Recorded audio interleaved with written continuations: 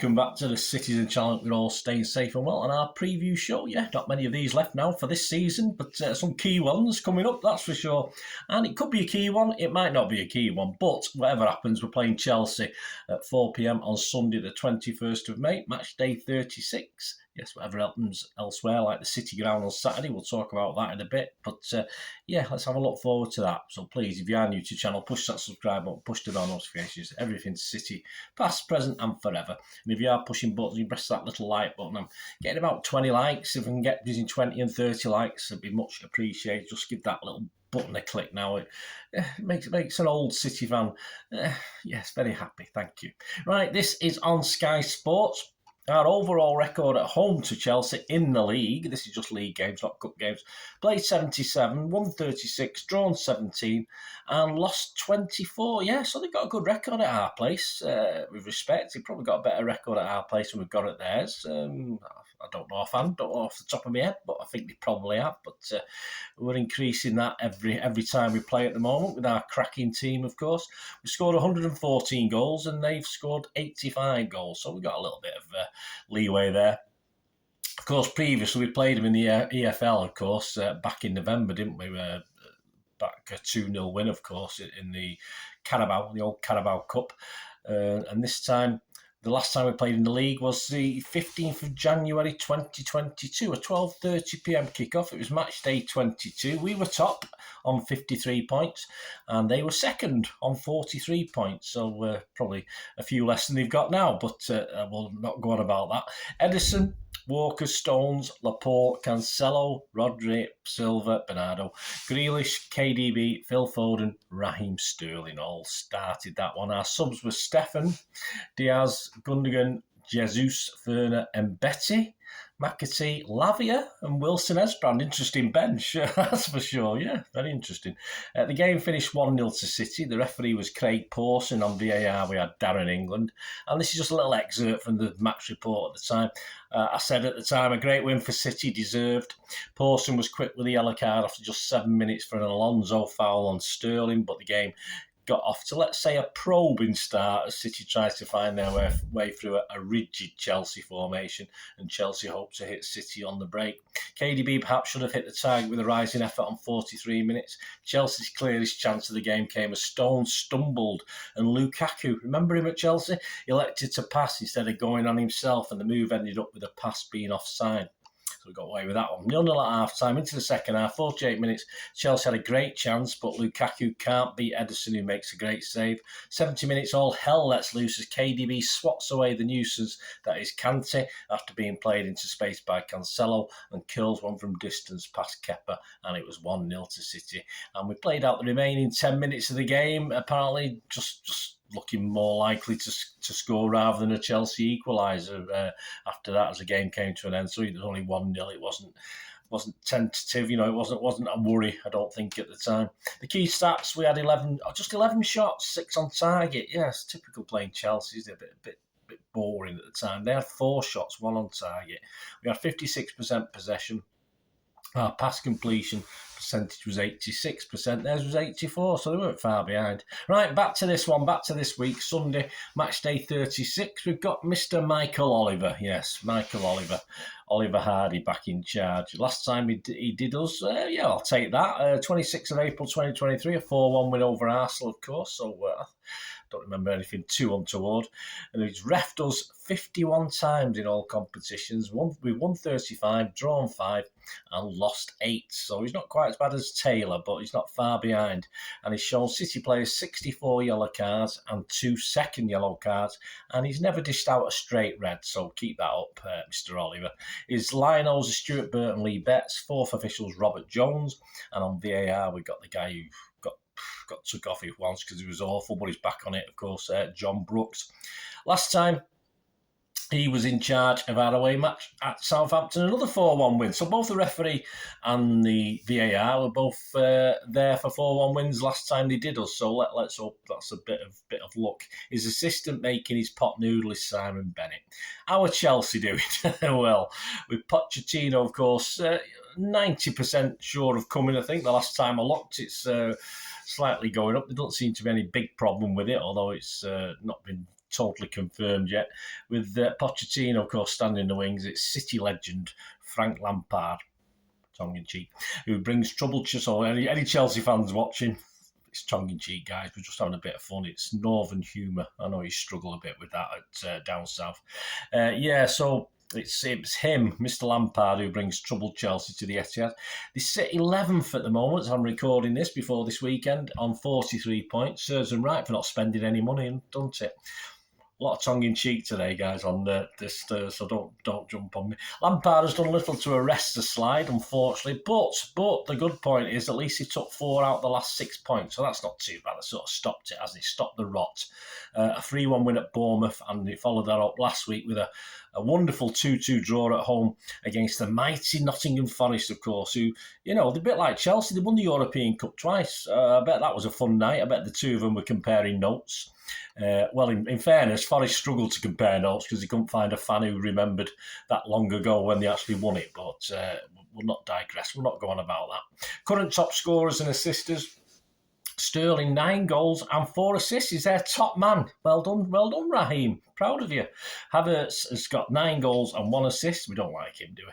And Mount has got a wonderfully third spot, 3 goals and 3 assists. So that just shows how bad it's been for Chelsea this season. The positive, yes, they've just won the FA Cup. Oh, hang on. No, it's the women. Sorry, but the women were willing to spread the joy to all supporters, so that was nice. Chelsea, I think, especially the fans, I imagine, just want this season over, don't they?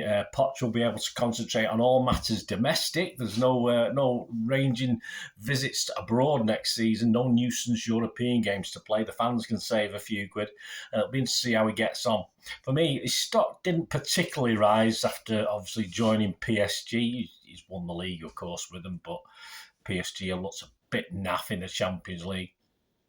But who knows? He may come good. He was hinted at being a City manager one day, wasn't he? He may do wonders, of course, very soon for the Soccer Aid World Team who play at Old Trafford, of course. He's in charge of them. So perhaps that's within his remit. Perhaps he'll be all right and do okay with that one. But Chelsea, of course, they'd love it. They'd love it. The fans would love it. They'd love it to try and stop the party. And when I say the party, it could be a party. It could be a party afterwards. It could be a party before. Depends, doesn't it? They've still got good players. And they must have one good performance in them, surely, between now and the end of the season. Let's just hope this isn't it. If they can or not stop the party, as I've said, it will be affected on a couple of things, won't it? There's going to be, for me, when I come to Pep's 11, 2 differing sides for this. They're not vastly different, but there are little significant differences. Because let's face it, I mentioned it earlier, it all depends on what happens on Saturday, of course, at the City ground. So that's going to bring us to City and what's going to happen. Well, 5:30pm Saturday, City ground, Nottingham Forest versus Arsenal. A win for Forest over Arsenal and the title is ours. Simple, no quibble about that one. It's ours. A draw and it's virtually ours. I mean, with a 20-goal difference, we'd have to ship a few against Chelsea and ship a few against Brentford and Brighton, and of course Arsenal could have to score a few for them as well. So, yeah, I mean, it's virtually ours. It's our goal difference being so superior. Even a draw's no good for Arsenal. A win for Arsenal, and we still need, of course, a minimum of 2 points from 3 games as it stands. That's if Arsenal win the last game as well, which I think is Wolves at home. I think off the top of my head, I've not looked at that. So you still need points. So for me, there could potentially be 3 lineups, depending how it is. But I'll stick to 2. I'll put 2 possibilities out there because I don't think I'll be getting 11 out of 11 on this one as I did for the both Madrid games. If City need points, Pep should play his strongest team to win this and not have to go to Brighton and Brentford and get something from there. He's got to put it to bed at home so we can collect the trophy and have joyous time. If he doesn't, if he goes a bit half-hearted and we still need to get a point or 2 over the final 2 games, it could be not difficult, but a bit more nervy, of course.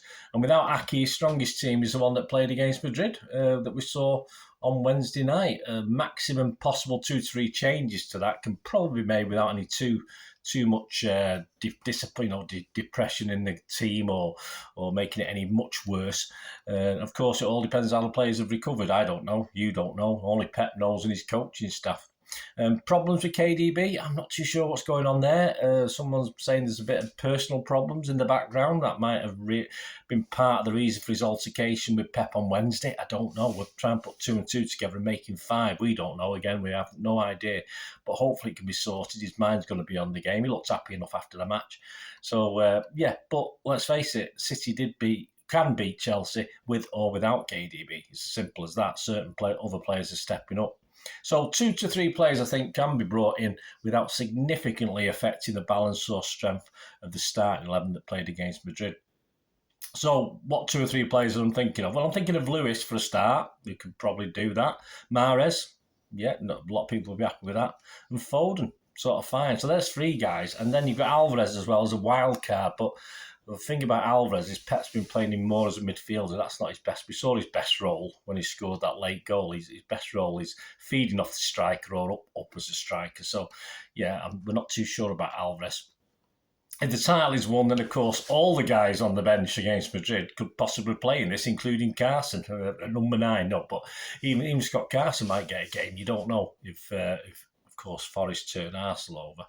So I do think, I think that'll be too much. I think even if we won the league, Pep will be averse to making more than, say, 4 changes, 5 changes, because momentum and keeping the players ticking over is a factor as well, with 2 big cup finals to come as well.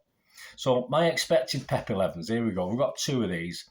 For me, personally, I'd go for the same team that played Madrid. But I do this and try and put a little Pep head on, see how clever I am or how horrible and rubbishy I am. I think it could be similar to Everton away, where KDB didn't play, did he? But a stronger lineup with an Everton away vibe, I think, perhaps without Alvarez. Now, this is if we need to get something out of the game. Ederson, Walker, Diaz, Akanji, Laporte, Rodri, Gundo. I've stuck KDB in because he's if he's mentally fine and fit and physically fit, why not? Mahrez, Haaland and Foden. Now, that's 3 changes to the Madrid game, which is right at the limit, I think, of what he can do. No Stones, no Grealish, no Bernardo, all big players. If any of them in the team, I'm not worried one iota. As I said, I'd love to see the Madrid team play, the team that played Madrid play again.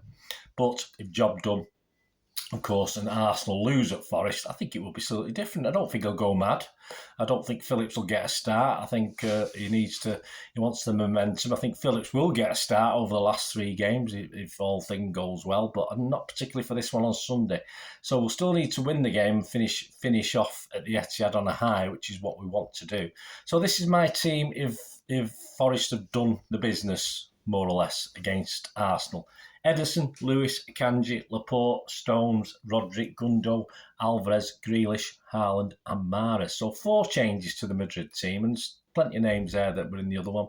Anyway, let me know your thoughts, guys. That's just me. As I say, if we get 7 or 8 of both of either of that team, I'll be quite happy. As I said, for me, if we need points, I'd play the Madrid team, but I'm just trying to guess what Mr. Pep's going to do, which is not easy all the time, is it? Although it's been a bit easy last 3 or 4 games.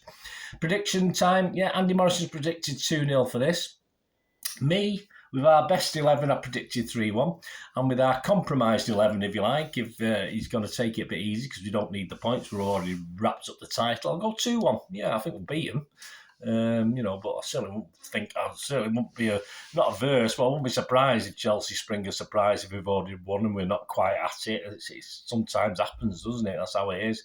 So on to a quick look at the value on odds. I don't condone gambling when the fun stop. All these odds are at the 19th of May 2023 and all prices are average, so you might get a little bit better if you shop around. This is just taking an average price at the bookies. To win the league now, City are, if you put £100 on, you get £101 back, so not really for me, but you never know. I mean, you put $1 million on, you might what do you get back, 1,000? I don't know, I can't remember. I shouldn't have even said that, should I? Because I've not worked it out, but you know what I mean. But then again, if you did that, they wouldn't let you put the bet on anyway, because that's what bookies are like. You can only have a £5 on it or something like that. So City are 1 to 100 on anyway. Arsenal are now 80 to 1. 100 to 1 in places. Match odds, City are 1 to 4 to win this. very short, considering they don't, say that might alter actually on Saturday night, but I doubt it. The bookies don't usually alter things that late. The draw is 11-2 and Chelsea is 12-1 to win this. First goal scorer, Foden. It seems a little while since Foden scored, but it was only early May, so it's not that long ago, really. 6-1 in a few days. KDB last time, he loves a goal against Chelsea, of course he does. He scored last season. And if he plays, of course, he's 8-1. Mahrez is also 8-1. And still about Sterling, he scored both Chelsea's goals last week against Forest. He and Aubameyang are both 14-1 to be first goal scorer. Anytime goal scorer, you can get 2-1 on Foden, 12-5 on KDB. It's always worth a look. Mahrez 3-1. Sterling and Aubameyang again, they're 5-1 anytime goal scorer, and I do think they probably will score, as you can see from my predictions. Correct scores: 2-0, which is Andy Morrison's 11-2, a 3-1, which is my with a good team, 10-1, a 2-1 with a slightly worse team, still good but not quite as good, 8-1, a 1-0 as it was last season is 15-2, a 3-0 for City if you fancy we're going to pump them. I mean, guys saying it's going to be another 6-0 that it was a few seasons ago. A 3-0 is 7-1, a 4-0 is 12-1. Half-time, full-time, City, 4-5 on, that's not bad. Last season, of course, it was a draw in City, so that's 3-1, which is always of interest if we get off to a slow start. A draw in Chelsea to win 22-1. Chelsea and Chelsea, half-time, full-time, 20-1. So good value for Chelsea fans if they've got any optimism, which has probably been knocked out of them by now, hasn't it? Under 2.5 goals, Andy Morrison, that's his prediction, 6-4, so that's not bad. Over 2.5, as me, is 1-2 on, so not so good. Over 3.5, that I'm saying, 13-10 odds against, we'll take that. Under 3.5 again, which classes Andy Morrison as well, 8-13 on. Hat tricks and braces, well, let's just have a look at Haaland. Hat trick 17-2, he's not had one for a while, must be due one. And a brace, if he scores a couple, 5-2. Both teams to score, no is 4-5, but yes is evens. I like yes. I think Chelsea might nick one. As I said, I still think we'll beat them, but I think we'll nick a goal. Don't want them to, of course. The winning margin, City 1 or 2 goals is 3-1. City 3 goals is 4-1, and 4 plus if you do fancy a 6-0 is 5-1. A Chelsea 1 goal winning, they're not going to beat us by more than 1 goal. They're not going to beat us at all. But a Chelsea 1 goal winning margin is 13-1. So there you go, guys. There's just a few of the stuff I've got. I didn't want to say a lot to get through today. Let me know what you fancy or you're doing. I'll be back, of course. Now it's another problem. Not a problem, it's a nice problem. I'm in work Monday, but obviously, so I can't stay up late Sunday partying if it all goes well. So, yeah, but I don't think... I will try and get a player rating show out on Sunday night, but as I say, I might be other occupied, of course, and I might be sulking. We might all be sulking. If I'm sulking, yes, there will be a player ratings out on Sunday night. If I'm not, it'll Sunday night, but more likely Monday daytime, and then obviously Monday tea time I'll get the talking points show out as well, and hopefully we won't have much to talk about apart from a glorious victory and a glorious trophy put back in the cabinet from the cabinet they took it out of. So unless you left it up road somewhere, because it always goes all over the place, doesn't it? And of course coming very soon, and I'm there, I've got a ticket, yeah. So hopefully it won't whinge on Brighton and Brentford, because I've got a ticket for Brighton away, so I'll be going down there for Brighton away, and hopefully I'll just be going there to enjoy it. Everything's done and dusted, but hey, you never know. It could be another game where we need to do something to clinch the title. That'll be exciting, won't it? There won't be that many of us there. Certainly we don't want to be going to Brentford having to get a point or 2 points, do we? But we'll have to see, won't we? Anyway, I'll have the Brighton away preview will be available. Probably Monday I'll do that. As I say, it's going to be a bit of a rush. Could be Tuesday, of course, as I said, because I don't know what condition I'm going to be in Sunday and Monday. If it's not going well, I'll have them out on time, no problem. But if it's going very, very well, then probably not. Right, guys, I've been waffling on for too long. Hope you enjoyed that anyway. Much appreciated. Leave us your comments, leave us your thoughts. It'd be great to hear from. Leave us your starting 11s, as I say. If I get 7 or 8, I'll be happy this week, because no one knows. It's something we just don't know as I'm recording this. Nobody knows. Even Pep doesn't know at this point in time, does he? I don't think. I'm sure he'd adjust it depending on what happens on Saturday. Thanks for watching, guys. Till we meet again. That's one thing, don't I? Please stay safe, Blues. Come on, City. Bye for now.